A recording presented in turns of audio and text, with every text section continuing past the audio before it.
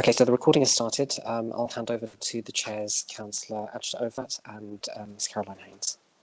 Hiya, thank you, Naz. Good afternoon, everyone. I'm Councillor Ajda Ovat, and I co-chair the Community Safety Partnership with Borough Commander Caroline Haynes, who's present as well. Good morning, everyone.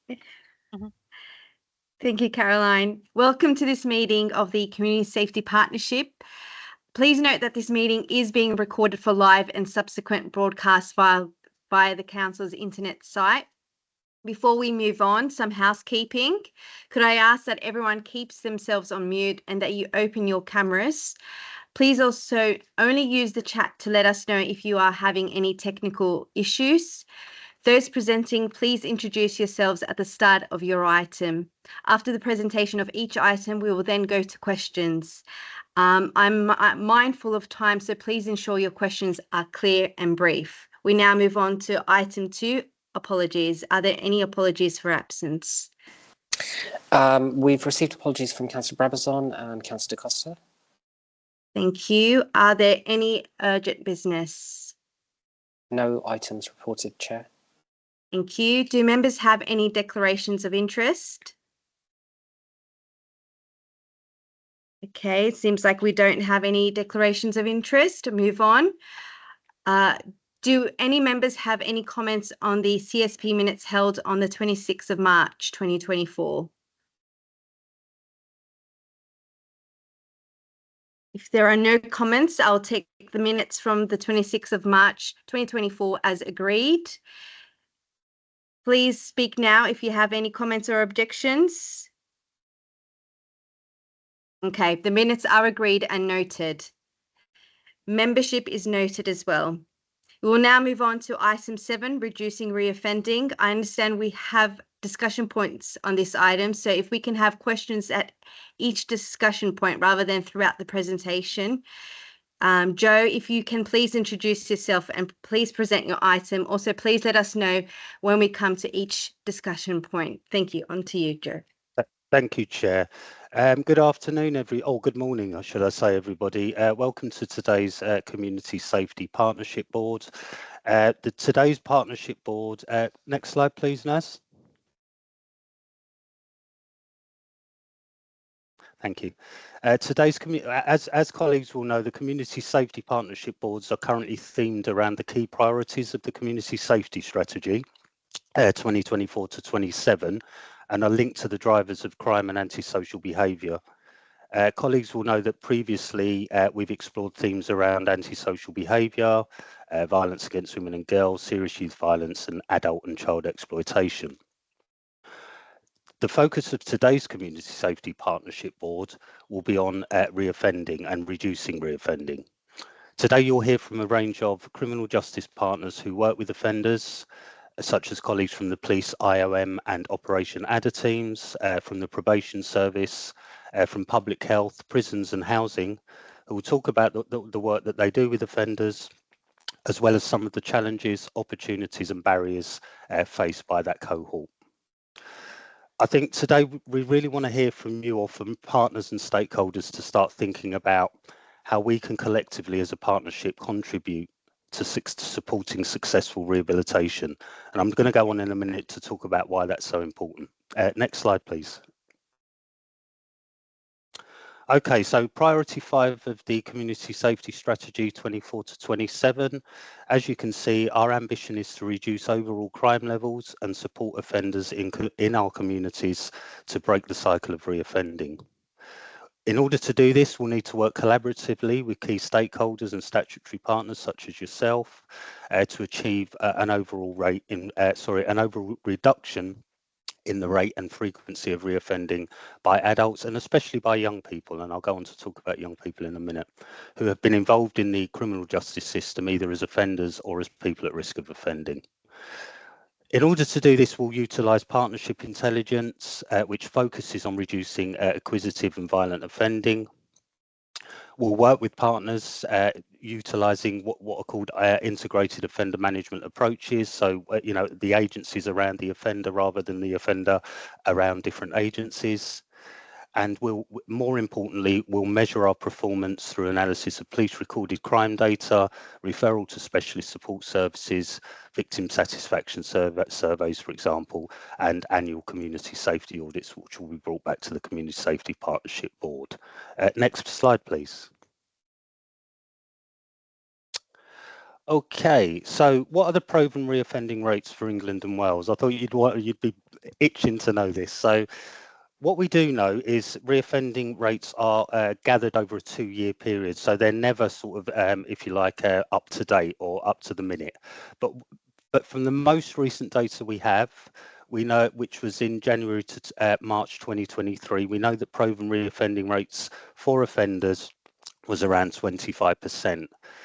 This was similar to the rates we observed in 2022, which saw reoffending rates nearer to 26%.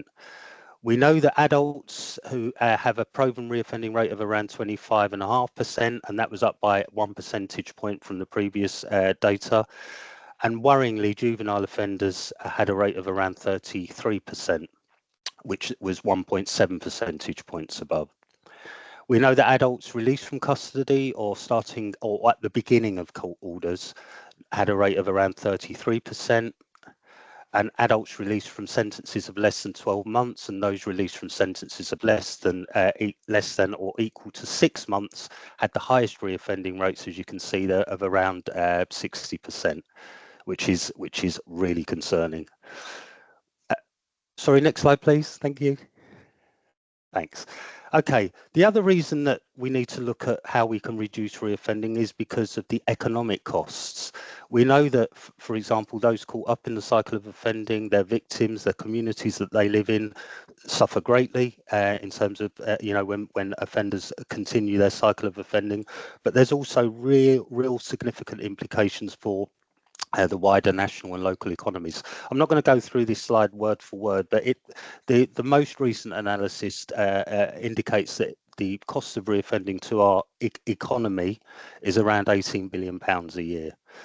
This is made up of around £16 billion, which is attributed to adult offending, and around £1.5 billion to youth offending, with the main types of reoffences being theft offences. And again, they impact us all. We pay higher prices in the shops, insurance goes up, etc. Next slide. I won't dwell on that slide, but please do have a read of that. In terms of some of the criminogenic needs that we need to really focus on when we're working with offenders, there are around, there are 8 that are sort of worked through. And as you can see there, accommodation. So we know that poor accommodation, lack of accommodation can impact on the success or otherwise of someone's rehabilitation journey. And equally, things like having lack of employment or training skills, etc., poor relationships, poor friends groups, poor friendship groups, etc. We know about drug misuse and alcohol misuse, and the journey that often offenders have to go through to even, which is often around a 5-year journey just to kind of get on top of that. And more importantly, thinking and behaviour and attitudes are really key drivers to to offending behaviours. On top of that, there's also 3 additional measures which are called responsivity measures that are used to aid to determine how an individual may respond to support. For example, learning disabilities and challenges, mental health conditions, and indicators of low maturity levels. These all play a part in the success or otherwise of someone being able to kind of reduce their offending or even stop it. Next slide, please. Okay, so what works in reducing reoffending? This is based on years and years of research. So we know that this, this does have some credibility. We know that the assistance, for example, is highly individualised. So there isn't a one-size-fits-all for every offender. Every person is different. We know that those serving short prison sentences have a higher rates of reoffending than those serving community sentences. So that we know that community sentences work. The way in which individuals are processed in the criminal justice system and how they trust in systems, etc., may either positively or negatively alter their likelihood of reoffending. We know that desistance from crime, which is really important, is very, very different for women than it is for men, and women require different interventions to help assist this process. Rehabilitative interventions with the strongest evidence base for reducing reconviction rates are cognitive behavioural programmes, and I'm sure Russell and colleagues from the probation service will briefly talk to you about those, and which really address some of the thinking and behaviours around offending and some of the assumptions and myths. I won't go through all of them. Supervision, again, that's a really important factor. So having a trusted supervisor, someone that you see regularly, someone that you can kind of, someone that knows you, knows when behaviour is changing, etc., is really, really important. And I'm sure Russell, again, will go on to talk about some of the changes that are coming to the probation service. Relationships with family and friends, I think these are the most important. Good, strong, healthy family relationships with and positive friends groups can really help to assist in the process of desistance.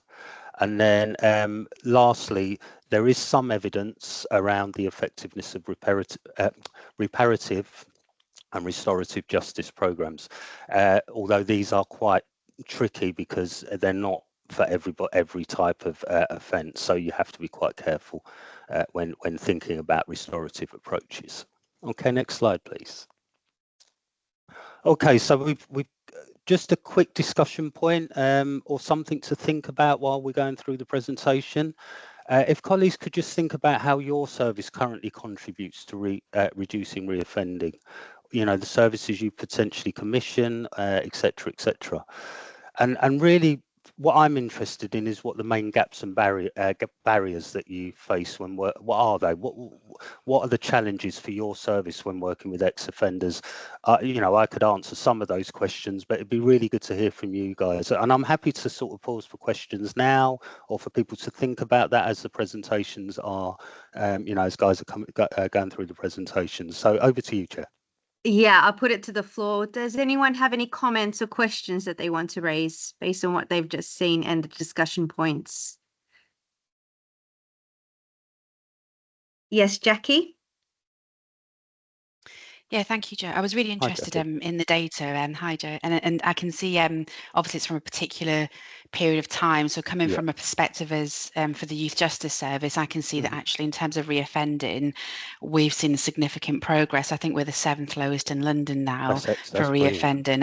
And just bearing on your discussion points, I was thinking about what is it that has helped us, and I think the key focus within Youth Justice Services has been a number of things really, but mainly around addressing disproportionality.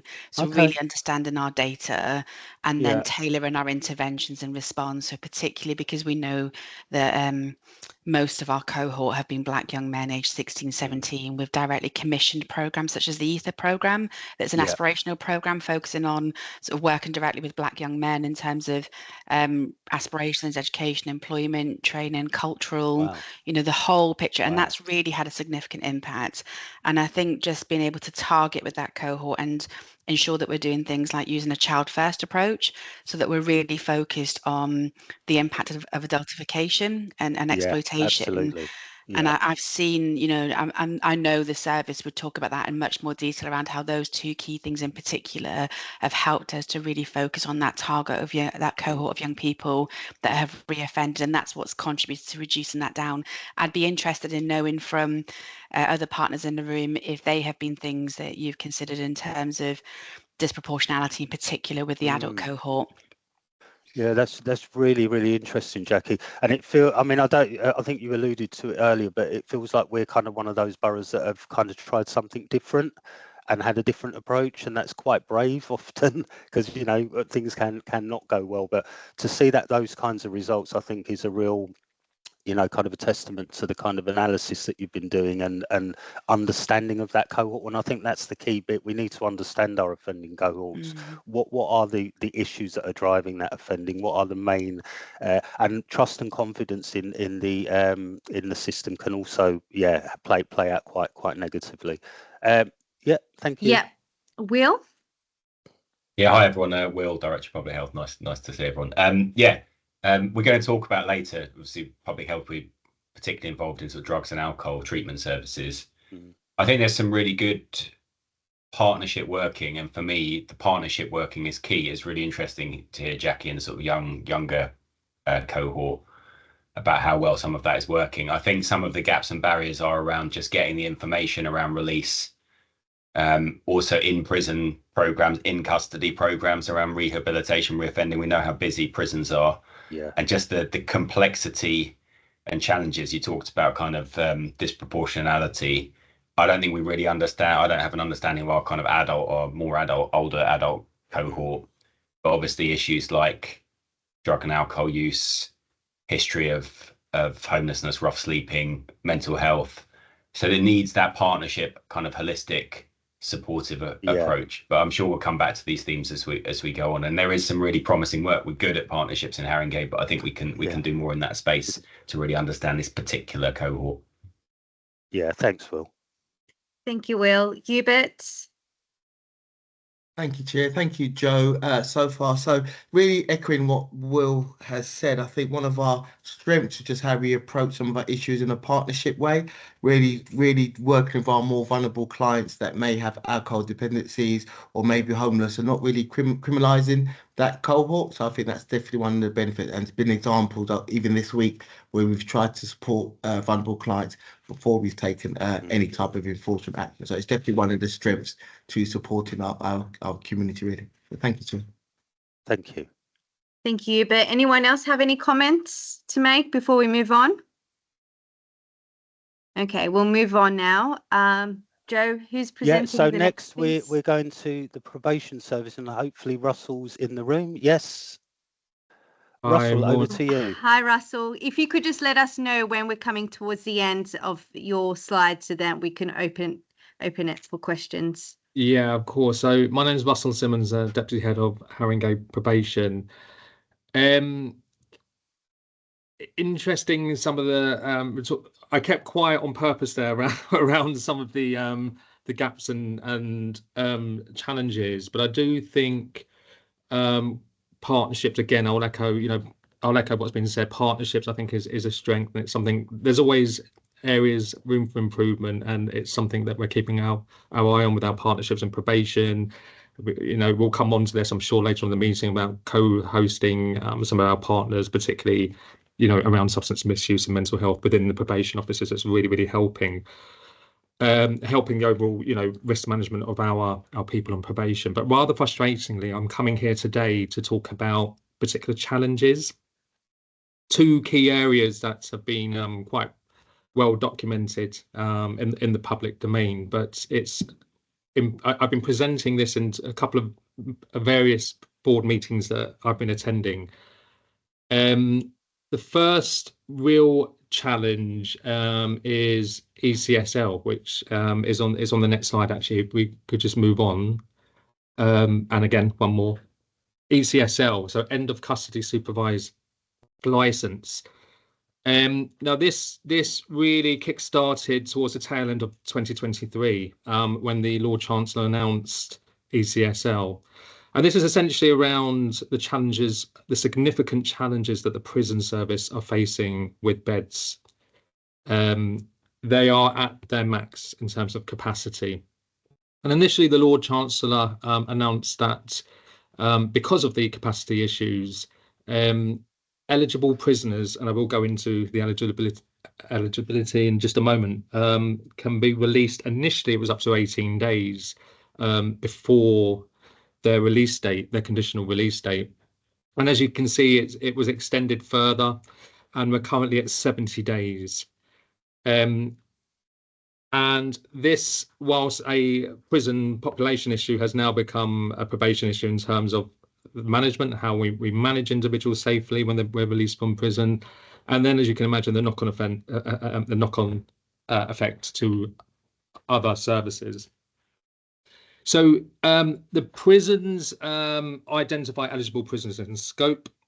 If we move on, just to say that this presentation was initially aimed as a sort of guidance document for our staff. So some of the language may not make sense, but it will make sense as I kind of read through it. So there is a strict eligibility criteria. It's not just a case of everyone being released with 70 days remaining of their sentence. we've got to manage this situation very closely. So there's a lot of communication, close communication between the prison service and probation, and making sure that the right people can be released.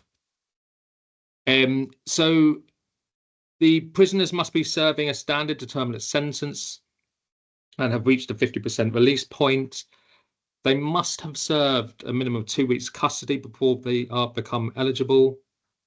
And HDC, which stands for Home Detention Curfew, is not impacted. So that's a particular, we're getting a little bit technical here, but a particular cohort of prisoners. But I think more importantly, you can see towards the bottom there, this group are not eligible for early release. Okay, so you can imagine that these are the more serious risk of harm individuals. So anyone serving a sexual offence under the Sexual Offences Act won't be released early. Prisoners currently serving a sentence of 4 years or more for a violent offence. Civil prisoners, prisoners serving a sentence for a fine or for fine. Terrorist type offences. Category A prisoners. Prisoners serving a recall. So if individuals have been released on licence and they've either reoffended or they've not stayed in touch with their probation officer, once they're recalled, they're not eligible to be re-released early. Prisoners on remand. Prisoners who are further than 18 days away from their release point, and National Security Division managed cases. So essentially, the very risky individuals will not be released. They will not be released early, I should say. If we move on.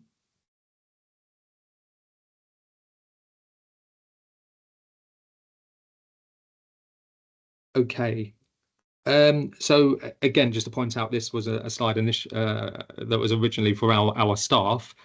But again, we've left it in here just to show you, because it was just to show you really that there is a sort of perhaps a checklist that staff have to go through just to make sure that the data that is coming from the prisons is accurate, and that it's safe for individuals to be released or not. So there is once our staff receive those lists or notification of the prison that they have a prisoner that's due to be released up to 70 days early, those cases are discussed. We'll have a risk management plan. Their licence conditions are discussed. So any prisoner comes out of prison has a standard set of licence conditions, but every case has the potential to have additional licence conditions added to their licence.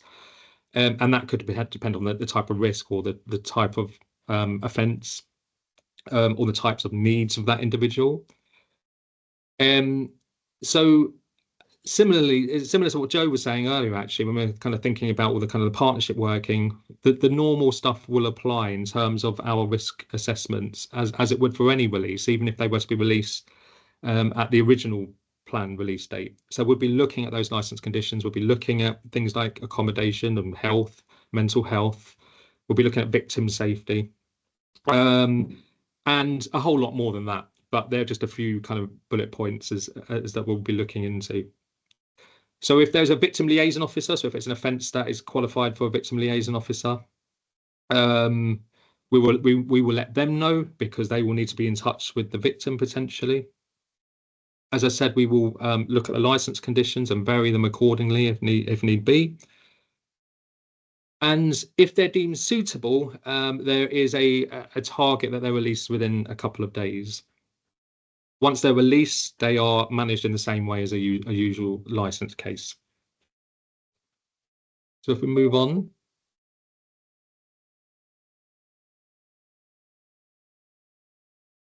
So we have something set up as I like to think of it as a bit of a safety net. So there is a panel, an exception panel that exists, and it meets daily.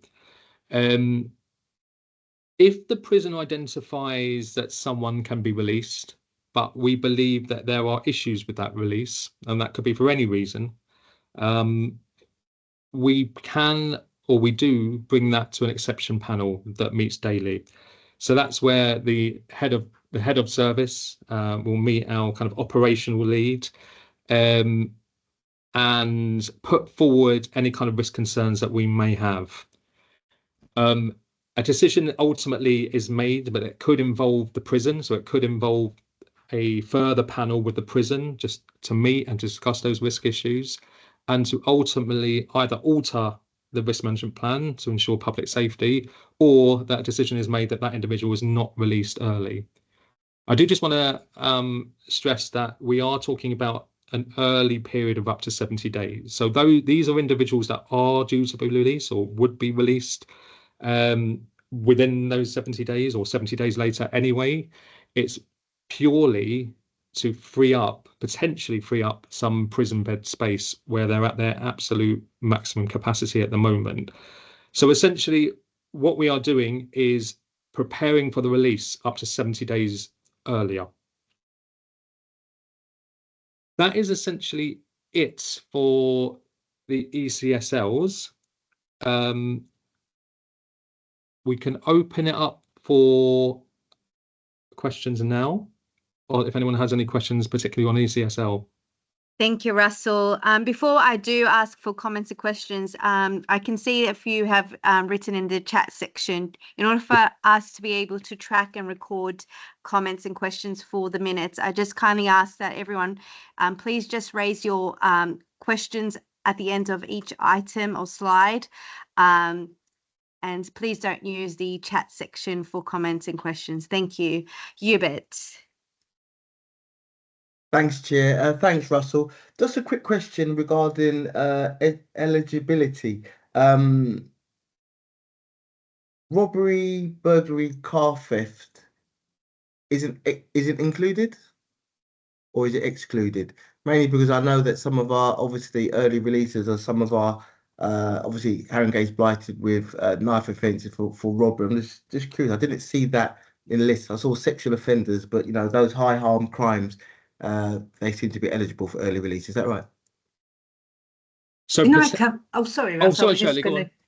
I was just going to jump in quickly. So it's not, so there are exemption criteria around certain offence types, which you've seen. The criteria for being released early is, can this person be managed safely in the community 10 days, 20 days earlier than he was going to come out anyway.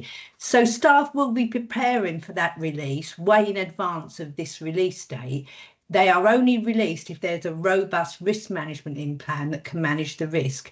If the PP is of the opinion the risk can't be managed now because I need to get an approved premises bed before he can come out because he needs closely monitoring, he won't be released. So they're only released where the risk management plan says, well, if it comes out 10 days earlier, our plan was already in place, we'll just bring it in earlier. And it's on that basis that people are released. Thank you. And last question, Chair, if I may. Have you got any statistics that states how many people reoffend that's early release? Is anything that states that? Or do we're starting to collect information around that, but we're in purdah at the moment, so we're not allowed to give out any information around data at the moment. But so it's being collected. So after pre-election, we can see that. Yeah? But it's early days, so you know we've only, because it's small numbers we're looking at, so it's early days for that sort of data. Okay, thank you. Thank you, Jackie. Thank you. Thanks, Russell. I just wanted to check, does this scheme apply to children who are in the youth custody estate, or is this just for adults? No. Just adults. Just adults. Okay, thank you. Thank you, Jackie. Abigail. Hi, sorry, it was me that used the chat. I'm really sorry. I wasn't here at the start of the meeting as I was in another call. So I asked in the chat around why DA offenders are eligible, but I feel like that's been answered now because it's just about them being managed earlier. But I just wanted to flag that we had our VOG operational forum a couple of weeks ago. And what we've heard from a number of different IDVA services is that perpetrators are being released early, but the victim survivors aren't being informed. So I would imagine that that is part of that risk management plan, but just to kind of flag that what we're hearing is that isn't consistently happening just yet. Well, that's good to hear that feedback, but that certainly is the case that our victim liaison officers are informed of an early release and they would just follow the usual process. But I will take that feedback and just check that that is happening in all cases in Haringey. Thank you. Thank you. Sarah, Joe. Sorry, just one quick question before we move on. Russell and Shirley, I'm just wondering what we as a partnership can do to support you. Just picking up on Abigail's point and some of the points you raised as well. Is there a way that we can be informed who these early releases are, so that we can maybe ensure that services are around those individuals on release to try and make that smoother transition from the custodial environment to community? I'm sure you're doing that kind of work already, but I'm not aware of it from my side anyway. So I'm more than happy to act as a conduit for example, other services that you may be trying to refer offenders into, etc., just to make sure that there are measures or interventions locally in their locality that they can access on release, if that's helpful. That's really helpful, Joe, and you will know, won't you, that our biggest challenge is accommodation. Yeah. Oh, yeah. Then it's mental health, then it's substance misuse. So, we're not reinventing a wheel here. We're not reinventing the need. The need is as it's always been. Yeah, but no, that's a really good offer. Thank you. Thank you, Joe. Sarah. Hi, everyone. I was just going to observe as a former probation colleague for my colleagues on the call, just that I can imagine it must be really challenging for, probation practitioners to, have to kind of work flexibly to create risk management plans that are appropriate at the point of somebody being early released. I can just imagine that you probably don't get very much notice from your prison colleagues, and you often probably have to, work quite swiftly to ensure that someone's sort of safely released. I just wanted to acknowledge that, because I can imagine and recognise how difficult that must be. I mean, you probably get a few days, I expect, before you have to kind of prepare and get things moving. So just an observation, really, rather than a question. Thank you. Thank you. Thank you so much. Any further comments or questions before we move on? Okay, thank you so much, Shirley and Russell. Who will be presenting next? That'd be you, Russ. Yeah, Russ was just going to briefly touch on probation reset. Yeah, so I noticed it was there was a letter that we submitted. I think it's been put right at the end of the pack, Naz. So I don't know if you want to if you're sharing, go right to the very end. So this sort of follows on. This was a letter and that came from Shirley that went to partners. So we've got it on the screen. I'll read it out because I appreciate it might be a bit small on the screen, but it follows the same vein. So whilst the early releases was about fixing, hopefully, or addressing the prison capacity, the probation reset, which is aims more at our capacity, our probation capacity. So this is about, the aim is to free up as in the safest possible way capacity for us. So we are, as with other public services, struggling with resources. Where on the one hand, we're getting all these earlier releases and we've got to manage that with limited resources. And now we are looking at ways to alleviate some of that stress, but again, in the safest possible manner. So the probation reset was recently, laid before Parliament, and it's gone through. It was announced that as of the 29th of April, the reset started. But what that actually meant was that the implementation or the planning's period started. It didn't mean that this went live on the 29th of April.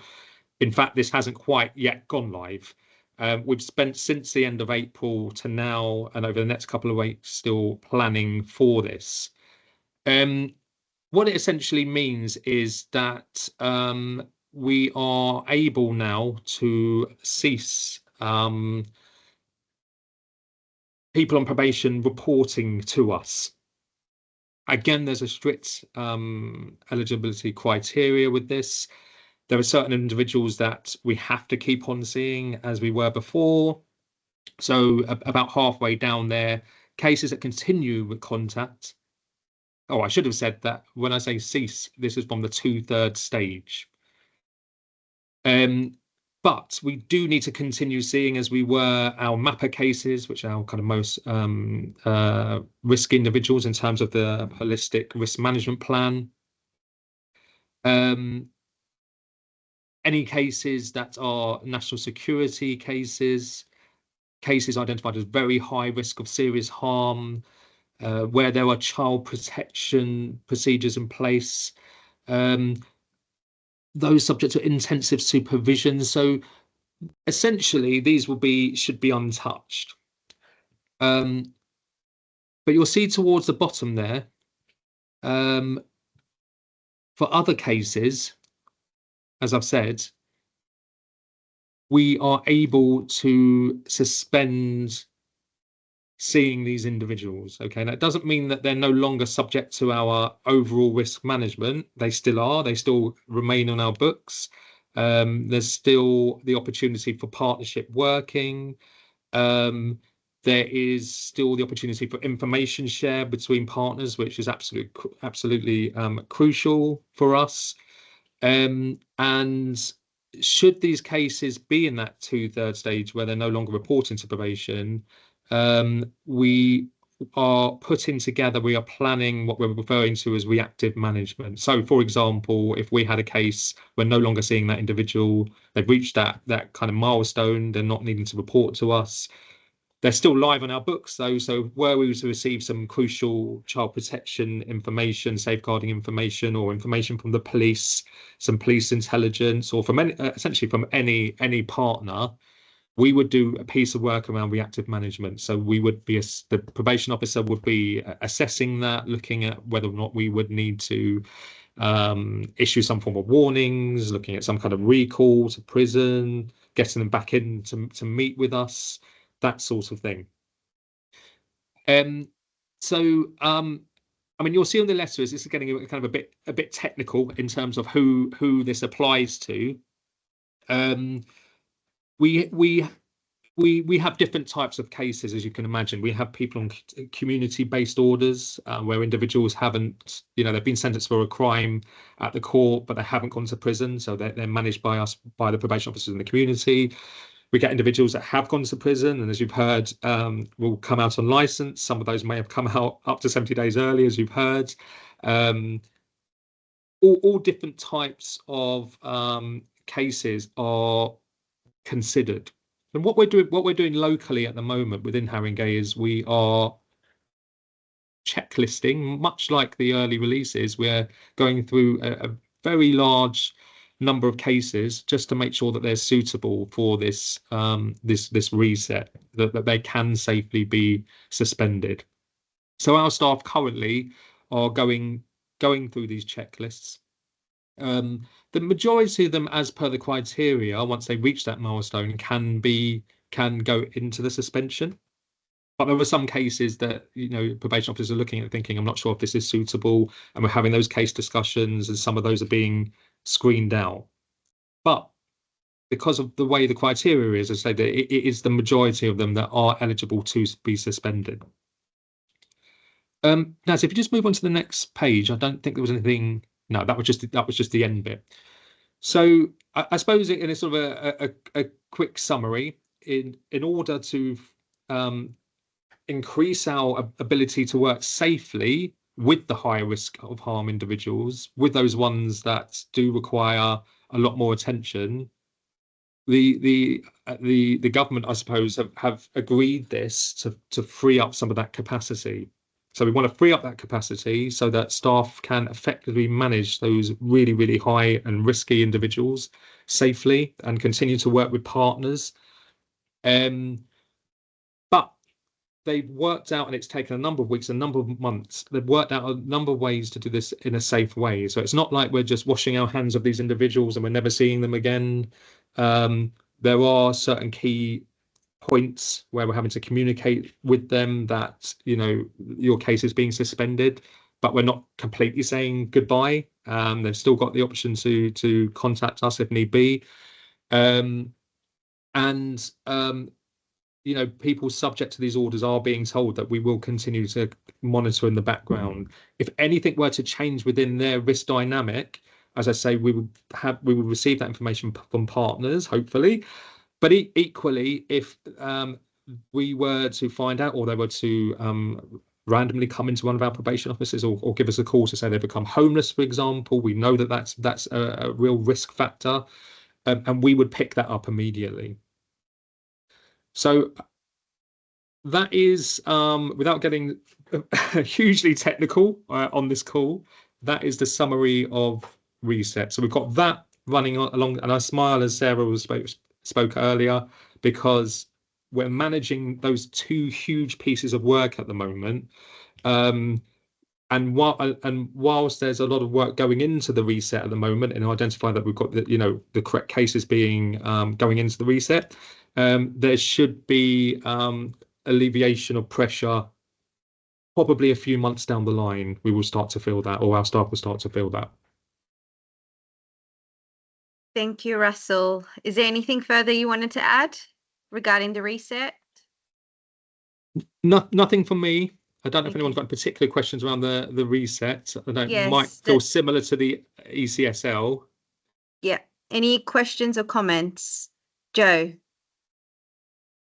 Oh, yes, thanks, Chair. I was just going to say there, I do have a slide deck which sets this out, which Russell and Shirley sent me, and I'll be happy to send that out to the partnership board afterwards so that you can digest some of this in your own time. And then potentially, if you do have any particular questions or queries, you can contact Russell or Shirley outside the meeting, if that's helpful, Chair. Thank you, Joe. Thank you. Any further comments or questions before we move on? Okay, who will be presenting next? Okay, so next we have Paris Michael from the Police Integrated Offender Management Team. Paris, if you're able to, if you could just run through your slides fairly quickly to allow some time for questions in the interest of time. Thank you. I'll try. Okay, so I'm Paris Michael. I'm the Sergeant for the North Area Integrated Offender Management Team. If we go to the next slide.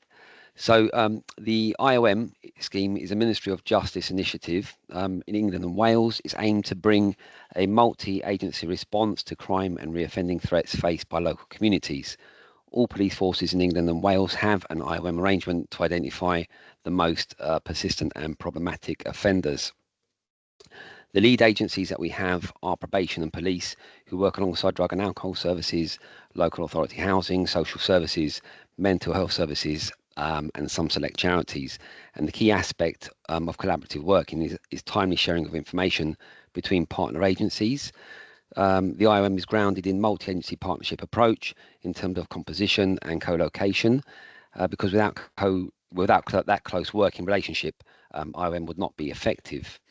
In London, each BCU has a dedicated police IOM team to manage a selected cohort of offenders jointly with partner agencies, and our offenders are identified through OGAs and OVP scores.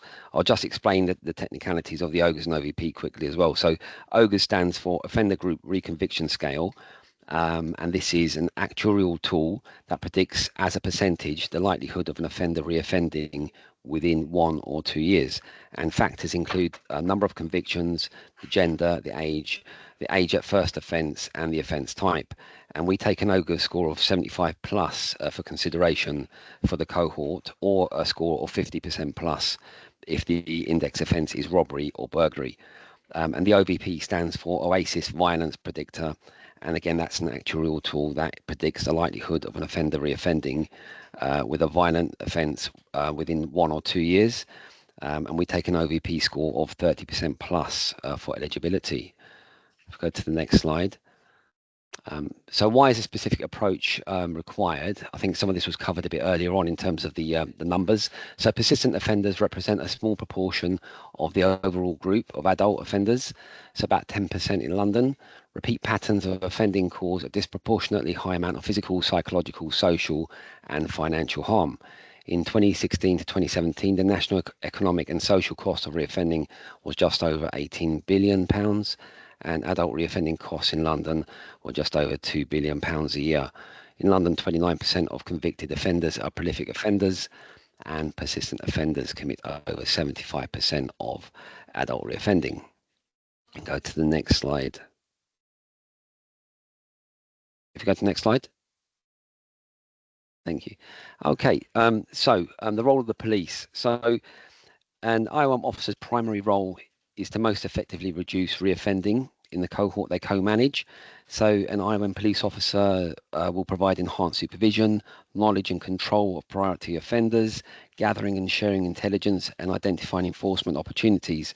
And this is coupled with the focus on assisting the rehabilitation of offenders who are willing to accept help. On acceptance onto the IOM cohort, the nominal will be given or be assessed for a BRAG status, have a PMP created on our Connect system, which links in all intelligence. A PNC IOM mark will be added and an ID IOM profile added. So just explain what the BRAG status is quickly. So a BRAG status is blue, red, amber and green. Blue would be someone who's in prison, and then the RAG bit is who's in the community. So red would be a high risk offender, amber, medium and green. On acceptance to the cohort, they're likely going to be in prison, so blue, or will automatically be red until they're assessed over the coming months to assess whether or not they can be de-escalated down to amber and so forth. And the idiom is a web-based tool. It allows boroughs to keep a track of the offenders that are managed and report on their offending. It enables the user to track changes in the offending behaviour of any group of offenders, cohort or individuals. It's owned by the Home Office and College of Policing and was created for integrated offender management, but is used nationally to monitor other priority groups of offenders. And then once the individual is taken on to the cohort, there'll be daily intelligence checks, and any information that is gathered from that will be shared with our partners, potentially with probation or drug and alcohol services. On acceptance to the cohort, that subject will have a home visit conducted within 10 days, and there should be weekly contact going forward. They will include hopefully joint home visits, so probation and drug and alcohol services, sometimes even local authority might get involved with ASB to attend joint home visits. If the subject has been arrested, the aim is to do cell visits, speak to them whilst they're in custody, or prison visits as well, hopefully to speak to that person prior to their release into the community. Any engagement is recorded, so all intelligence is collected, and again that can be shared with partners or internally. And then there's a monthly cohort case review, and that's done separately for the Enfield, Haringey adult side and the Enfield and Haringey youth side as well. We have what's called a multi-agency case conference with probation, drug and alcohol services, local authority, prison services are involved in that as well, and mental health services as well. And we'll reassess BRAG status and discuss individual cases as they come up. And what we're looking at is the key questions around, is that individual engaging? If so, what other referrals can be given, potentially around housing, treatment, education and training? And if they're not, and they're actively committing crime, then we're looking at the enforcement opportunities. So arrests, community protection warnings, CPNs, CBOs, and maybe altering or enforcing licence conditions. North area has around 130 adult IOM cases split over Enfield and Haringey. Of these, 63 are red cases in the community, and around 45 are currently in custody. And we also have on the youth side 40 cases over Enfield and Haringey, and we have 2 officers assigned to manage those 2 cohorts. And on the right, you can see some of the systems that we use. So we've got Connect, Idiom, PINS, and the CGS Common Platform. Okay, next slide, please. So pathway engagement. This was covered a little bit earlier on, and again, it shows how we look at working alongside our partners. And so we have probation and police will focus encouraging and assisting the rehabilitation of offenders in the community through the 7 pathway indicators. So again, we're looking at the criminogenic needs, and this was covered a little bit earlier on. So we've got accommodation, education, training, health, drugs and alcohol support, finance benefits, children and families, attitudes, thinking and behaviour. I won't go into that in too much detail because obviously I think that was covered a bit earlier on by Joe. So we can go on to the next slide. So measuring impact and effectiveness of the IOM. So monthly, as a team, every BCU provides returns to the central IOM team. So they'll provide numbers of arrests, home visits conducted, prison visits, panel referrals, judicial orders, and any good news stories around positive case engagement. And then in terms of measuring the success, IDIOM data is used to measure the effectiveness of the IOM framework and achieving its core goal, the reduction of reoffending, and it's used to draw off data about the cases involved in IOM during a specified time period and their level of offending before, during and after this time. So if we look at the tables underneath that, we have cohort analysis offence per year, and this was taken from 2023. And if we look at Enfield, before subjects were brought onto the cohort, the number of offences were 1,583. During that period, it was reduced to 1,378. And on leaving the scheme, it went down to 586. And then Haringey shows a similar reduction over that period throughout that year, significantly from before 1,775 to coming off with 516. And the estimated cost of crime per year per IOM case in 23 was around 22,170 before being brought into the scheme. It reduced to 19,708, and then after 14,486. That's the end of the slides. How am I doing for time? Was that okay? Yep. Thank you so much, Michael. You've done well with time. Any comments or questions? It's actually Paris, by the way, but oh, sorry. I get it all the time. Don't worry. I always get that. Thank you, Paris. Even my GP does it, so don't worry. Yeah. Joe. Yeah, just to quickly say, Chair, that there is some work going on Pan London. I know Haringey has explored the use of a youth IOM. And I've been in some recent meetings where they're looking at rolling this out across London, because as Paris has outlined, we know based on that data that IOM approaches do work with offenders. It's intensive, it's frustrating and challenging for the professionals working with those offenders, but it does make a difference, and the difference is in those communities. So I'll provide more information on the kind of progress of that at a later board meeting, Chair. Thank you, Joe. Jackie. Thank you. Joe just was saying what I was thinking too. So I could see that some of the data, and I know this is contradictory to what I said earlier. So reoffending is coming down, obviously, for young people, but it's still a third of our cohort. So I would be really pleased to sort of have further discussions around a youth IOM and incorporating that as part of this approach, Joe. So if you could liaise with me, include me and Matt in that, please. Yes, will do, Jackie. Thank you. Thank you, Jackie. Will? Yeah, thanks very much, Paris, for the presentation. And it sounds like a really sort of structured and important and challenging approach. And just kind of bearing in mind those challenges, I just wondered around the kind of partnership structures or governance, and it also links to the probation item as well. So if we're going to have a sudden increase in numbers of people being released early or having less contact with probation, how are we kind of looking as a partnership about how we can manage those different cohorts, both for just the standard probation cohort, but also the IOM cohort? Thanks. Yeah, it is a challenge, and we have noticed, especially over the last few months, I'd say, the number of people being released early from prison without not much notice, and sometimes no notice at all. Trying to set that up with probation to ensure that the person's given accommodation. Obviously, that's really important for that person, getting that stability there. Trying to touch base with them early on as soon as possible to try and get that connection with us, because we know that probation will be handing that person over to us, and we're going to have to manage that person without any license in place. So these are some of the challenges that we're trying to work through. It's something which we're learning. We don't have all the answers at the moment, but I think the key thing is the officer getting to meet that individual, having that introduction, and trying to build a little bit of trust with that person.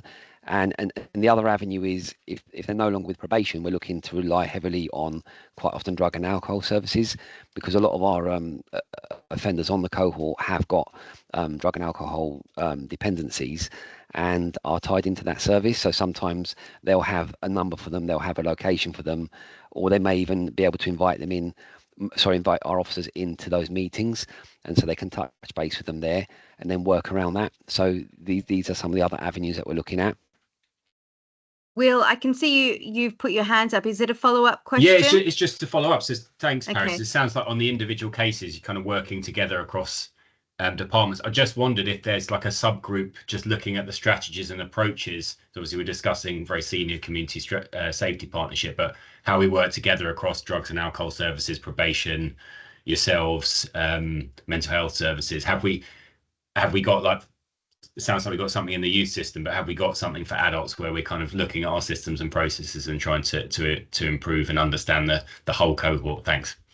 Yeah, we do through the MAC meeting, the multi-agency case conference. We do have representatives from those different bodies, and we try to obviously come out with the best strategies in place. But it is a case-by-case basis for the individuals brought onto the cohort as well. Also, we've got the central IOM team, which, as I said, collects data from all the different BCUs, and they look at best practices as well around that. And we have monthly management meetings where we will review a lot of these approaches, and what we found is there's been inconsistency sometimes between different BCUs and how well they work with probation or drug and alcohol services, and some have found more barriers than others. Yeah, so but yeah, generally speaking, we do have that multi-agency approach. Does that answer the question? Yeah, I think so. I still feel it's like kind of focused on the individual cases, like having a case, MDT for discussing cases. I suppose mine was more about how we look more broadly. What are the issues? Oh, can we tie things together? That kind of more strategy level, sort of in between this meeting and how you're operationally dealing with individual cases. And I know we do have those conversations, but I just wanted to feel assured about the kind of structures that we have for partnership working below this meeting, as it were. Okay. Like I said, though, with the MAC meeting, that although they do focus on the cases, the approach is structured, if that makes sense. Yeah, it makes sense. It's just a kind of, I guess, a bit of a gentle kind of question about is that something that we could do, because we would no doubt Joe and my teams on drugs and alcohol would happily have kind of further conversations in a slightly different space. Will, is this something that you would want something similar to a task and finish group or a workshop that you would want to explore in relation to this? Yeah, I don't know is the answer. I wouldn't say task and finish. I think more around just a kind of subgroup looking at that. So we've got an aim of the community safety strategy, which is looking at reducing reoffending. We're having a really great update here, and there's loads of fantastic work going on. It's just, do we need something sort of at that level to just make sure it could be a task and finish for delivering that part of the community safety strategy. But I'm really loath to create unnecessary work for people when the system is so stretched. So it's more a question for what would be helpful for the people who are doing that work. Yeah, maybe it's something that you, Hubert, Joe, and Paris could maybe discuss moving forward. Is that possible? Absolutely. Yeah, I'm happy to have a conversation outside. Yeah. All right, thank you, Shirley. Just a couple of things, really. I just wanted to echo what Will said, because I think a successful IOM scheme has a steering group that reports to the CPS. So I think the IOM team do the day work, the cases, but a steering group needs to be delivering community safety. And I think the steering group is a place where you look at, do we have all the partners that we need around the table? Have we got the correct cohort? Are we getting people into treatment quick enough? I don't think MAC meetings can do that because they're too busy looking at individual cases. But so I think you've already picked that up with Will and Joe. But I just wanted to reassure people around the probation reset. So when our people are released on licence, if there are licence conditions for them to do an accredited programme or to be electronically monitored, that will not end when we suspend supervision contacts. So the work that probation are doing with people will continue. It's just the activity under RAS, which you might think of as supervision. That's the aspect of the licence that's being suspended. Other work will be ongoing. And if there is any enforcement or reactive management activity, that will go straight back to the PP to be actioned. So they are still being worked with by probation. They're just not having supervision. Thank you, Shirley. Caroline. Thank you. And just on that earlier comment, I just wanted to come in a little bit, Will, around this strategic side of this. It's probably better if I introduce Marco Bardetti into that conversation, because thank you, Paris, for that presentation. I know Paris is very much at the tactical end, and I think in terms of a group, that sits above that. I would probably ask Marco to agree what makes sense, and just conscious of us is trying to establish first if there's an existing sort of meeting structure that we can align that to, rather than recreate something completely new, because I'm just trying to get my head around what already exists. But I think Marco's probably best place to look at that. Thank you, Caroline. Before we move on, I think we've got 3 more slides under this item, but I'm mindful of time. For each of those slides, can we just keep it to 10 minutes, please? So who will be presenting the next slide? Thank you, Chair. I've got Jason Brown, who's our prison link worker from HMP Pensonville. Over to you, Jason. Thank you. Thanks, Joe. Okay, good afternoon, everyone.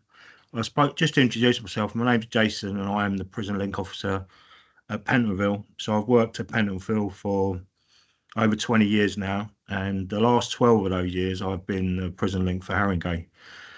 So just a bit of an idea of my role. I support the police, probation, drug services, mental health services, and many other partner agencies. So I facilitate professionals meetings with offenders.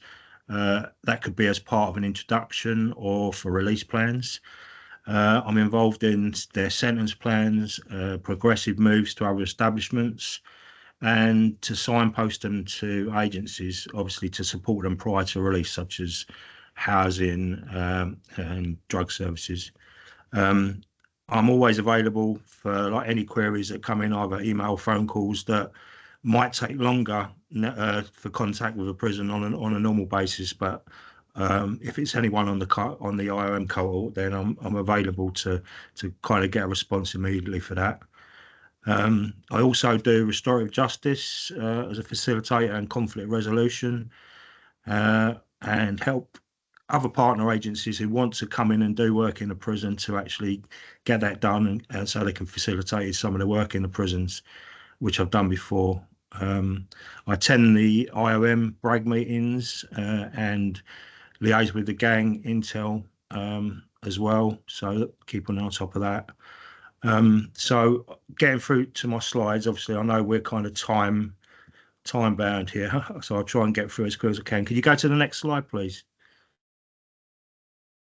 This one, yeah, okay. So I really wanted to kind of just speak about a little bit of a success story that we're having at the moment in Pentonville. Probably, I suppose how it came about was after the riots in Tottenham. I was asked by Joe and that to get some of the Haringey gang workers to come in and work with some of the young men who were in there. And this goes back to echoing what Jackie said as well about disproportionality. So the biggest and most problematic prisoners causing the most violent incidents in prison, and probably in the community as well, are our young adults. And obviously, as we were an adult-only jail, and we were originally told to house around 90 young offenders while they were on trial, this has now gone up to over 300 young adults that are in an adult jail. And there was no specific kind of help for these people. So what happened was, when we started getting the Mark Abrahams and some of the gang workers to come in, we set up these forums where we had a safe place for the young men to talk about things that actually mattered to them. And a lot of the subject matter was what they chose. And it was very powerful stuff. And then the wing manager came to one of the forums and was like, thought it was amazing. And then we went on and developed what we call Time for Change. So I'll just give you a quick update on what Time for Change is. So if you go to the next slide for us, please. So me and my colleague developed this for a program aimed at prisoners aged between 18 and 25. And the main focus is on improving outcomes for our young adult population at Pentonville. Next slide, please. This program is tailored to the unique needs of a specific age group, but also taking into consideration issues young people face in the community. So the majority of our young adults who are on Time for Change are black young men. So a lot of the subject matter that we talk about, like what you've done in the community, is around about the specific issues that they have, and that is probably the reason why it's been very successful in the prison in reducing violence. I think we're one of the safest prisons in London at the moment. So moving on a bit more, if you can go to the next slide. So what is the Through My Eyes discussion forums? They are, like I said, it's a safe space where we talk about certain subjects. Most of those subjects they have chosen to talk about, and it lasts for 12 weeks, the course, and at the end of it we have a celebration day where their families and friends will come in to see them get given their certificates. We have guest speakers. We have people from the music industry. We have people from local entrepreneurs who come in, and just trying to give them a better idea of what a role model should be. Some of the stuff we do educational courses, sports coaching, motivational talks and events, arts, craft, music classes, life skills. This could be like just things like how to open a bank account, driving licenses, CSCS cards. We do counselling and trauma, debates and podcasts. And the trauma part of it is really, really important, because a lot of these young men that we're dealing with are suffering from some sort of trauma, the things they see and the things they do, and because of the environment they're in, they very rarely open up about their mental health issues. So it's something that we take very seriously. So we have psychologists who are involved in all the groups, and then they work with them on a one-to-one basis outside of that. Can you go to the next slide, please? So some of the topics that we talk about, so forgiveness, knife crime, job interviews with resettlement, systemic racism, grooming and negative influences, and we've also started to roll that out in some schools now. One of the young men who was on our group is now in the community. He went along to do the grooming and negative influences presentation to a school, and the head teacher at the end of it gave him a full-time job in the school as a peer supporter. So it was a very, very worthwhile day. Drug awareness, obviously, I was selling drugs and using drugs. Brain development, that's done by the psychologists. Relationships, qualities, disabilities, mental health, fatherhood, masculinity, consent and sexism. Stop and search, that's more about knowing your rights when you're stop and searched and how to handle it and your behaviour in that kind of situation, and the choices and lifestyle choices they make. So if you can move along one more slide, please. So some of the through the gate services that we have, and this is only a small list, there are others. Building Futures, obviously drug services, Project Future are involved in, they come into some of our groups on a Thursday, and obviously they will then work with those individuals when they go back to Haringey on release. Housing, the NHS Wellbeing Service, Mental Health Service, Standout, DWP Employment will do benefit applications, and so they've got an appointment before they leave. Liberty Kitchen, so working in catering and then working in the community. Rail Track, and a lot of our young men at the end of the 12-week course go on to do a criminology diploma as well, as part of their training. So what again we try to do is, I think what I wanted to, I don't know how to say this, is we kind of thought outside the box a little bit, a bit like what you've said. It has to be relevant to what's going on in the community and in the prison. So things like we had urban lawyers come in to do a course on how to set up your own businesses, the legal sides of that, which went down very well with the young men. Also, street doctors came in, so they're doctors from the community, from the local hospitals, come in and teach young men how to deal with trauma-based injuries like knife wounds or gunshot wounds.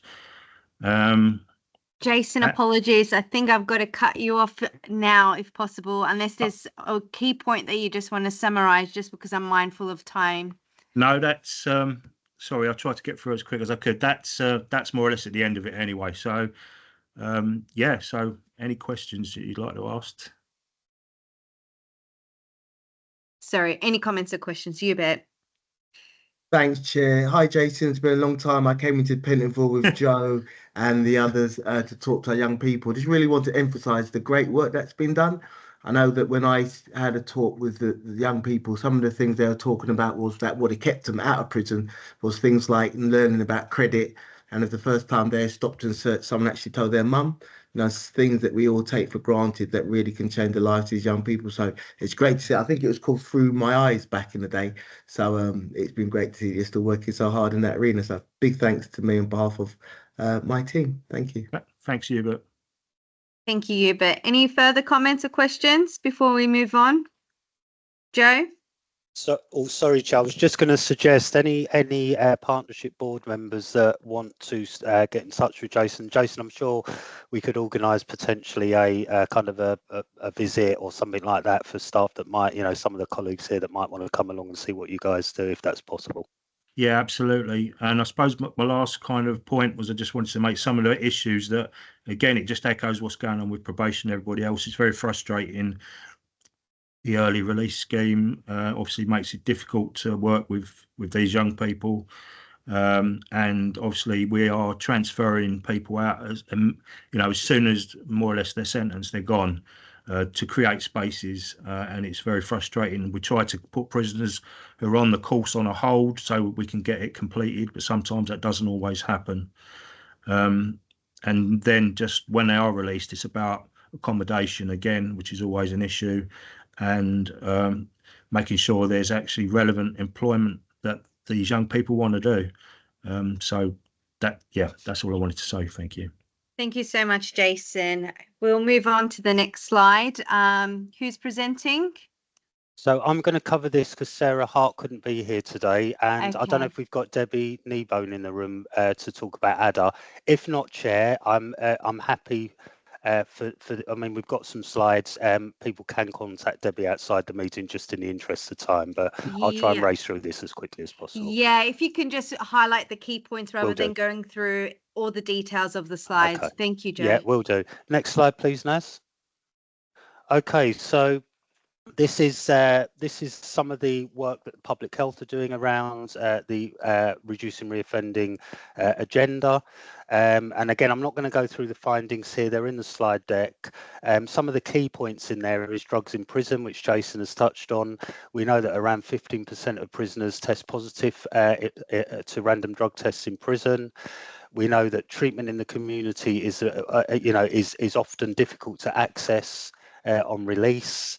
And obviously we know that once people have been in prison, it's very likely that they will develop significant Class A drug habits, and also that's not forgetting some of the new chemical drugs that are have kind of risen in popularity, such as spice and other drugs, which are harder to detect as well in terms of security, and can cause significant harm and significant issues for prisoners. In terms of I think one of the main points here is the continuity of care point, and that that we've been struggling with that in community safety for a long time, in terms of ensuring that when somebody is released from prison, that they do have that drug treatment appointment straight away or as soon as possible. That they're not released on the weekend, which is always a tough one. And obviously with ECL and probation, not so much probation reset, but certainly with ECL, we're going to have to be really vigilant as a partnership about kind of trying to ensure that some of those fundamental things are in place, so that we haven't got people coming out with no access to treatment or no access to social care, accommodation, etc. Next slide, please. Okay, so we now have, as part of the National Drug Strategy, we have developed a combating drugs partnership in Haringey. The partnership is chaired by Will, who's in the meeting today, and it reports to the combating drugs unit at the Cabinet Office. Partners across all strands. It's very similar to this type of arrangement across all strands. Community safety, police, health, employment, housing, children and young people are part of the responsible authorities, for want of a better word, and we have to develop an action plan which kind of outlines how we're going to address the supply, demand and treatment of, in terms of drugs. We have brought this to the Community Safety Partnership previously, but I know Sandeep is a key worker on this, so perhaps in the future we can bring this back as a separate item. Next slide, please.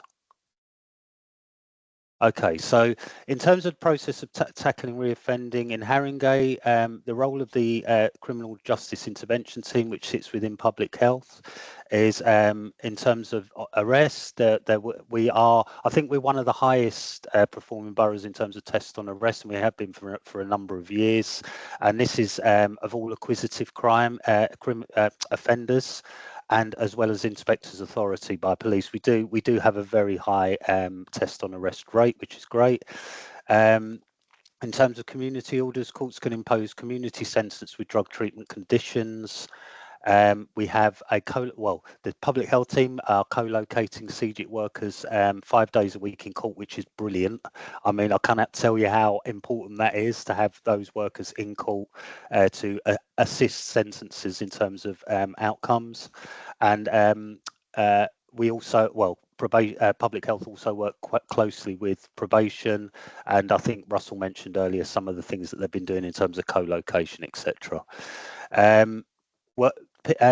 Prisons send alerts of those leaving with a treatment need, so that's why the work of people like Jason is so important, having that link in a prison, so you can make that quick call, check someone has got if there are any particular treatment needs, especially around IOMs.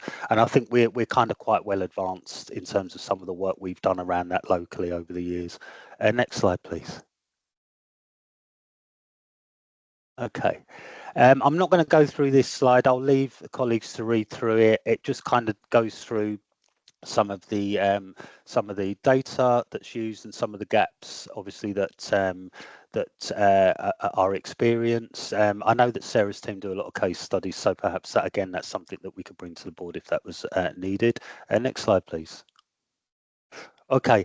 I don't know if Debbie Kneebone's here. Oh, she is. Debbie, do you just want to quickly, briefly go through ADA and how that aligns to some of the work that we're doing in public health and through the combating drug strategy? I'm mindful of time, so if you could sort of probably just wrap it up in a few minutes. I promise I will be quick. Thank you. So yeah, I'm Debbie Kneebone, the inspector on Project ADA, that's been on the BCU since January, February time. There's myself, a sergeant and a PC. If we can go to the next slide. I won't go through this.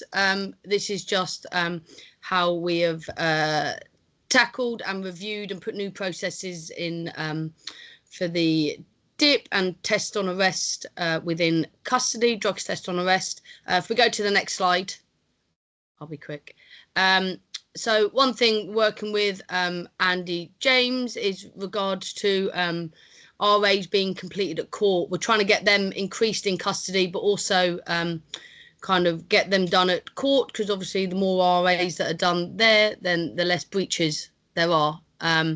There's an Met-wide online referral system that we're hoping is going to be in place July, August time.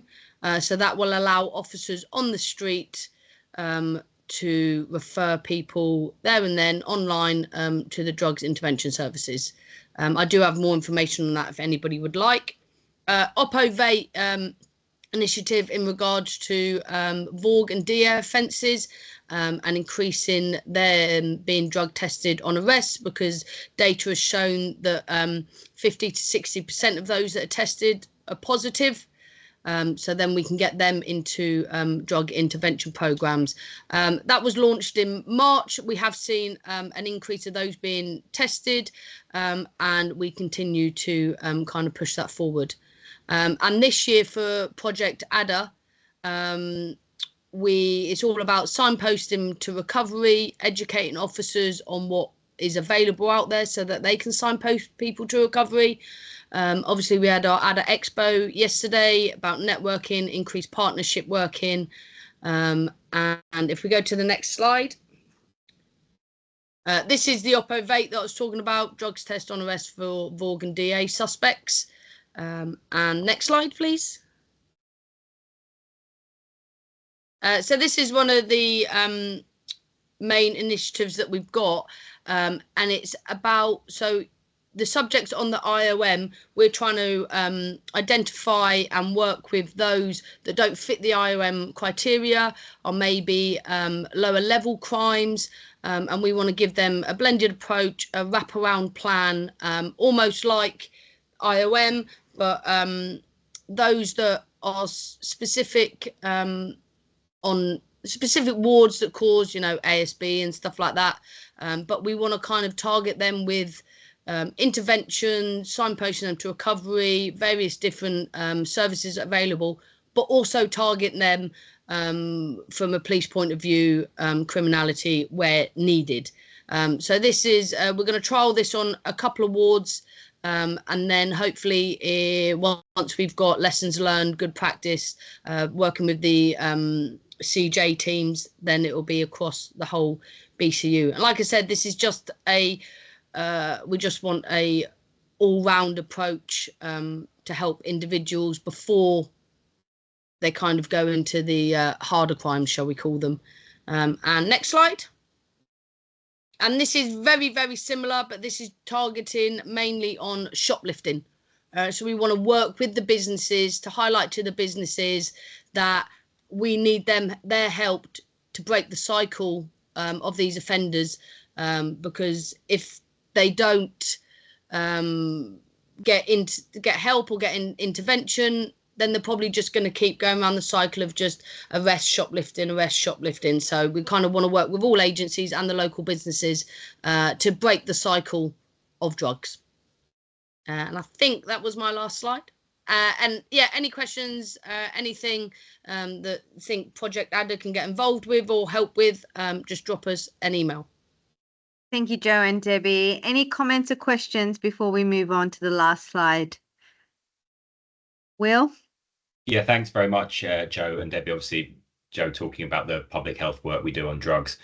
Just to highlight one of the ongoing challenges we have in the links with criminal justice, and we struggle in London as a whole on this, is because we've got multiple prisons where both male and female prisoners come from. It's just getting that communication and getting the timely information so that people can get into treatment. And you have to think, if someone is particularly on a sort of methadone or opiate replacement therapy in prison, they can be quite a risk of when they leave prison, if they can't get access to treatment in the community, of having to get street drugs. And it's quite complicated when someone's released, because they might need to have different appointments to sort out their housing, drugs. So we are working on that as a partnership, but it's just to highlight an area that needs consistent focus. And then also just to commend the links that we're making through Project ADDA. It's a new initiative from the police, and it does have that approach around sort of a supportive, compassionate approach on how we can treat and rehabilitate people who use drugs, which I think we'd all agree is the important approach here, and how that links to reducing reoffending. Thank you. Thank you, Will. Any further comments before we move on? Okay, I think we'll move on to the last slide. I think we only have around 5 minutes, so if we could be short and sweet, please, just to the key points. Thank you. Will do, Chair. David, over to you. And as Chair said, if you could just focus on some of those key points, the challenges, opportunities, barriers. Thank you. Okay. Thank you all. Good afternoon, everyone. So yeah, if you could move on to the first slide there. So just wanted to discuss about our co-location work within the 2 probation officers within the borough. Myself, I'm a housing needs manager for Haringey, and I manage a housing needs officer, outreach officer, who attends these both locations of the probation officers at Lordship Lane and Lansdowne Road. And this is really as part of our service where we deliver a statutory homelessness service. We do offer this outreach service. So, and she's co-located there on a Monday to Friday basis every afternoon, and she's working with probation officers, sort of provide any sort of homelessness assistance, anyone who is presenting as homeless at these officers, and making sure we're giving the relevant advice to ex-offenders known to the service there. So, and also taking on an application from there. So next slide, please. So basically, when we got ex-offenders that are coming back into the community, as I mentioned, they may present at these officers requiring housing assistance. So at this, in this scenario, we would the housing needs officer would then make a, go through the process of making a formal or going through the process of assessing that application and doing a statutory homelessness application. So that's really to determine whether the person is indeed homeless or threatened with homelessness, and also is eligible for housing assistance by virtue of their nationality or immigration status. Also, within these places, these probation officers, they would also book a diary slot for these ex-offenders. So for housing assessments to take place, so these are pre-booked appointments, and we see on average about 5 ex-offenders per week this way.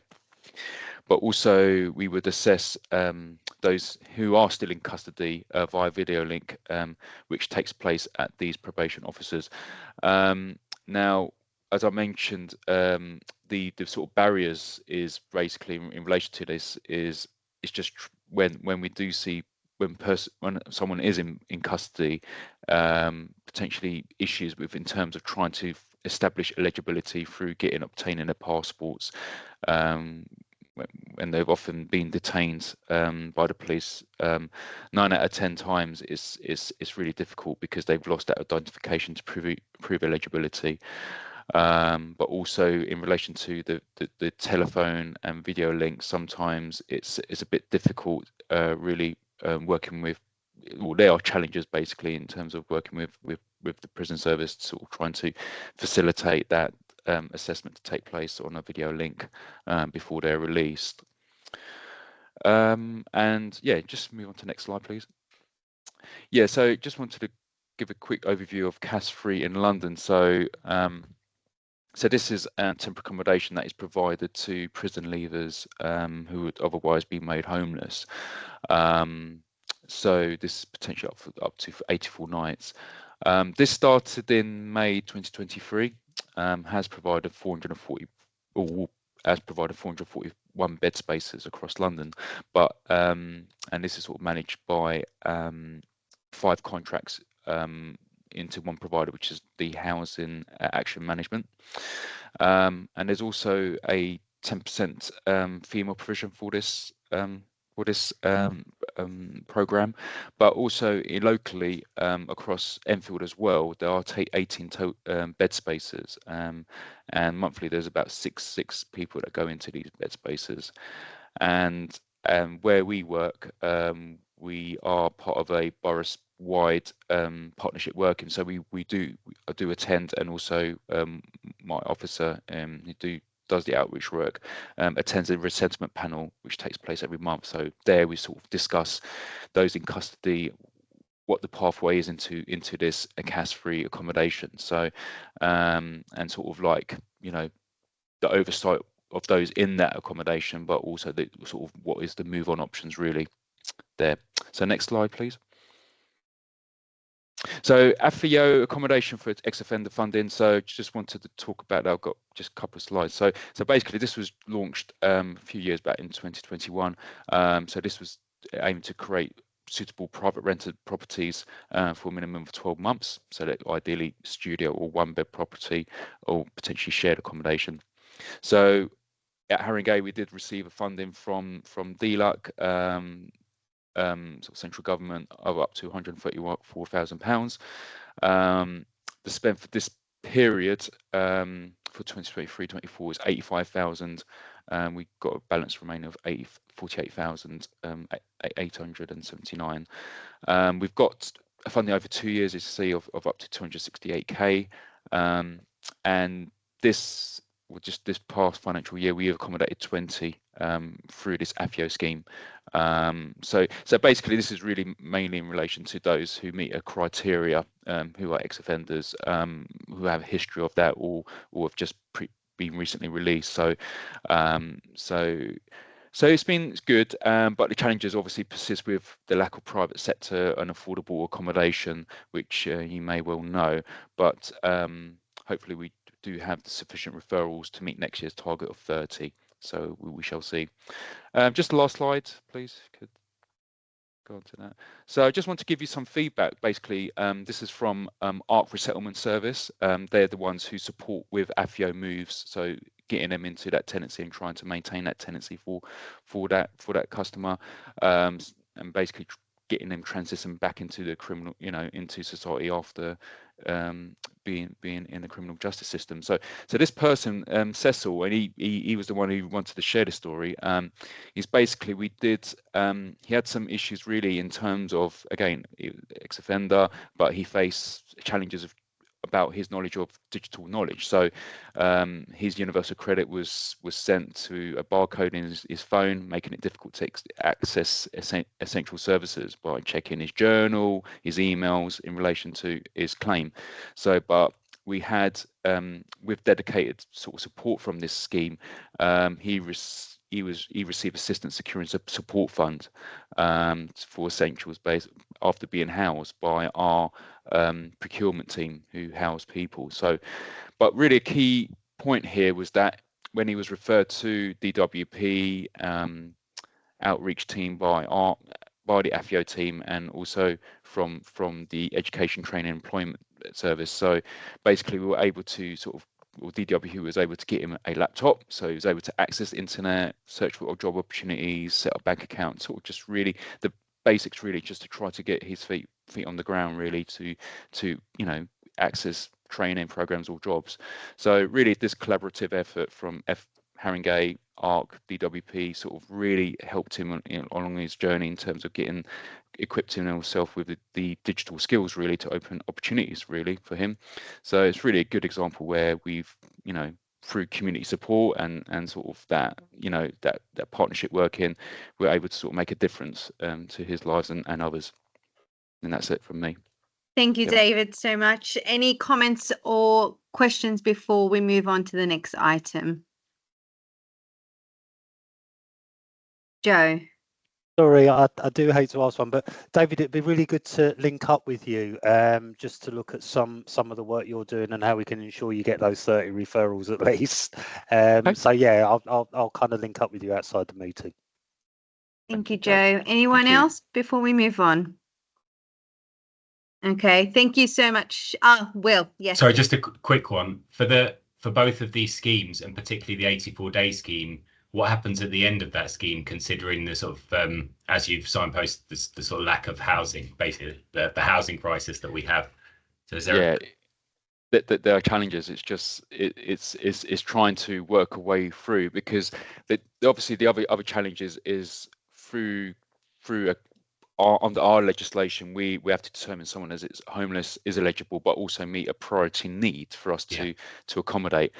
This scheme, AFIO, as I was talking about, this primarily sort of fills that gap for those we don't have a duty to provide emergency accommodation. So the point is really we try to tap into this scheme when offenders is known to want to approach us from a cash-free accommodation. So we're able to sort of get the referrals done, the risk assessment, and all else that goes with it to ensure that that person is adequately housed. But it's obviously that's the aim. Can not always the case that we can do that, deliver that, and deliver a property as the challenges I've talked about. But you know, we do a lot of work, and we've had some really good success stories as this guy here. So thank you. Okay, thank you, David, and thank you to everyone who contributed to item 7. Now moving on to item 8, Youth Justice Plan, which is a verbal item. Jackie, if you could please introduce the item and yourself, and just mindful of time, just to keep to the key points. Thank you. Yeah, thank you, Chair. So for anyone who doesn't know me, I'm Jackie DeFalk. I'm the Assistant Director for Early Help Prevention and SEND. And so youth justice is within my portfolio within children's services in the council. So in terms of the background, I think just to set the context, normally you would have a formal paper and the plan, but due to the timings of this meeting and our Youth Justice Strategic Management Board, which approved this plan, we couldn't get the papers to you in time. So I'm giving you a verbal update today, and I'll circulate that afterwards for information. So in terms of the background, within England, only statutory youth justice plans have to be signed off by full council. Our full council isn't until October, so in advance of that, plans can be endorsed and approved by the Strategic Management Board for Youth Justice Services, and that was completed on the 26th of June. So this week we met to review and approve that, and they have to be published annually by the 30th of June each year. In terms of the duty, the duty is that we have to publish a plan that talks about how youth justice services are provided and funded, how they are composed, how they will operate, and what functions it will carry out. We are now moving to a model of having a 3-year plan, which is really comparable with other areas because we recognise that some of the bigger strategic objectives take longer than an 8 to 9 month period to implement successfully. So in terms of the plan is, you'll be pleased to know for anyone that's read it before, you know, it was in the region of 120 pages because it has to follow a particular format, and it has been condensed down to sort of 70 pages, and it's underpinned by an operational delivery plan. But a focus of the plan talks about the successes we've had in the last year, so the last financial year. And some of the things that I'm really pleased to report, and I hope members who are on the Youth Justice Partnership Board will feel this, is that there has been a real focus in how we can engage our strategic partners in really being much more closer to the work of youth justice services. Some of the ways that we have done that is ensuring that strategic board members have been involved in our national standards, so the audits of all of the interventions within the Youth Justice Service, measuring progress and impact, and using that learning to inform next steps. We have also made sure that we've offered opportunities for board members to visit our youth custody estate and also Wood Green Custody Suite, just to really embed the learning and the provision and how that can be considered as part of our thinking moving forward. And we have also moved to a thematic approach. So we've been very focused on you know, we've had a session on children with SEND. Our session, the most recent board meeting was for children in custody, and we've also had a focus on health in particular.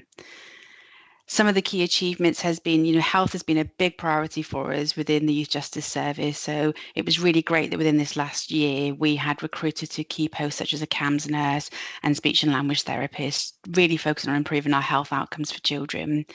We have worked closely with our wider voluntary sector partnership to have a bespoke training programme for young people, for children and young people within the Youth Justice Service to really focus on employment, education and training. So we had a pilot with the Dusty Knuckle Bakery in terms of a 5-week programme for those children to really learn those skills, and really pleased that some of those children then went on to having successful paid placements from that.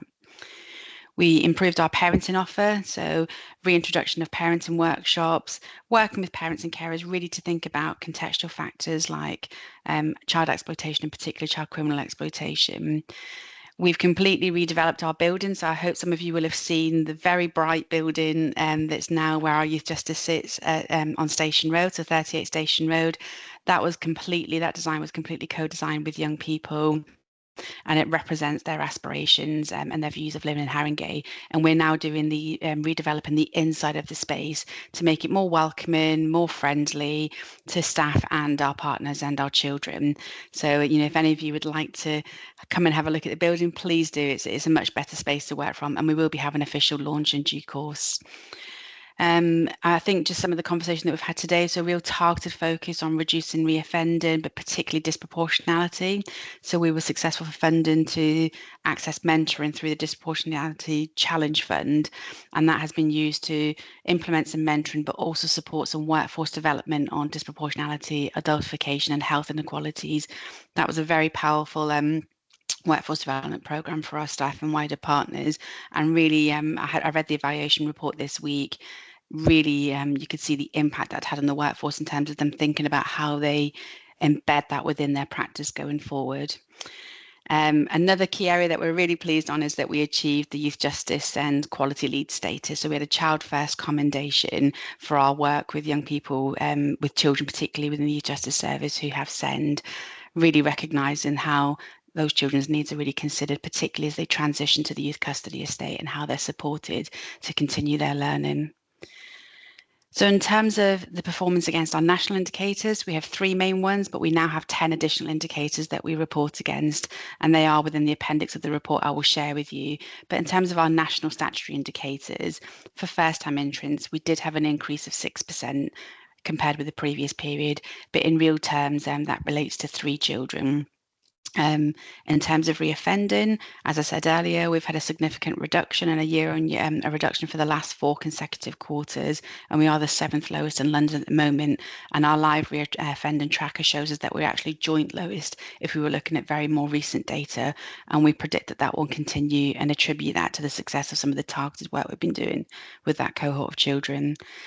In terms of custody, Haringey has always been, towards the bottom of our family group and our London group for custody, because although we're talking about small numbers of children, we still continue to have children in custody. When we look at our data, they are for the most serious offences in terms of, for example, murder. But in the last year, we have seen a decrease of 44%. And so that's 5 custodial centres in the last year. I think just to put that into context, in terms of some of our young people who have exited from custody, is because they've transitioned to the adult estate.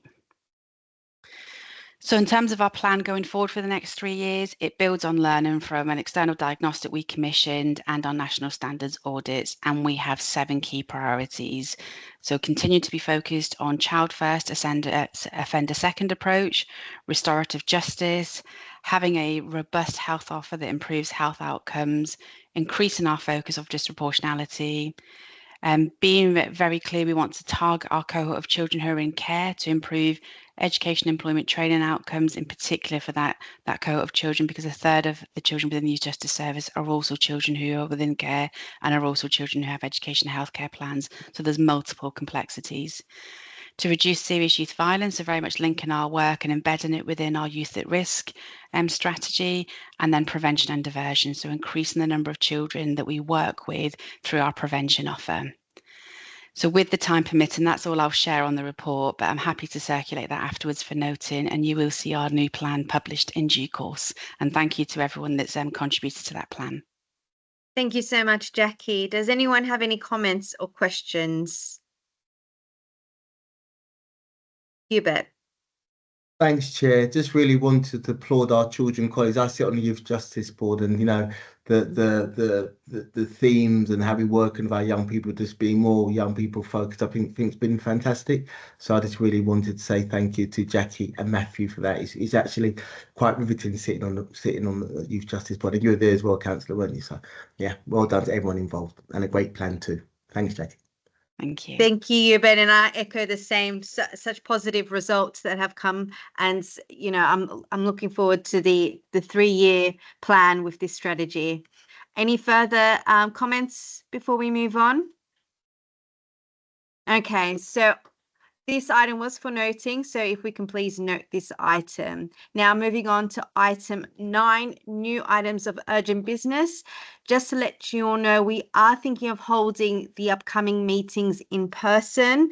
The premise for this is that there is a need for a more collaborative discussion, and online meetings tend to be a barrier to that. So we feel like a face-to-face physical in-person meeting will help that collaborative discussion, but it's open to your views. If anyone has any comments, Will. Yeah, I agree wholeheartedly with that. I mean, obviously there might be occasions where on the Health and Wellbeing Board, we have them in person with some hybrid options, and it does really help.